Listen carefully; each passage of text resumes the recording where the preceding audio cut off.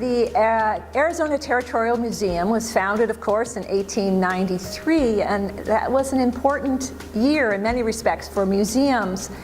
It was the year of the Chicago World's Fair, the Columbian Exposition of 1893 that celebrated 400 years since the discoveries of Christopher Columbus. And it was an important watershed moment for museums. One of the missions of the Columbian Exposition was education, educating the masses, that same kind of vision that museums had in those years.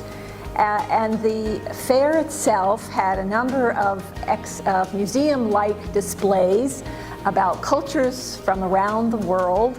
And it was the first time that many Americans had understood something about other parts of the world. We don't look fondly on many of these exhibitions, for they were displays of native peoples from different parts of the world, Native Americans who were displayed in mock villages with the subtext that we white people are more sophisticated and more advanced than these primitive peoples. But there was an impetus from that moment forward then for anthropology museums, for example, to be collecting specimens from various parts of the world, and there was an interest in the general population in world cultures. So the Field Museum in Chicago was founded in that same year, 1893, and their first building was one of the buildings from the World's Fair.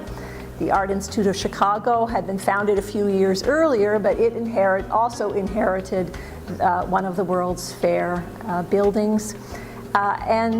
We can't say that the Arizona State Museum and its founding in April of 1893 had any direct impact from the World's Fair of Chicago, because the World's Fair didn't begin until May of that year, and it went for 6 months. And by some estimates, 1/4 of the population of the United States visited that fair. So imagine the impact of that. And it was from that point forward that the golden age of museums was begun, and many, many museums flourished in those early decades of the 20th century.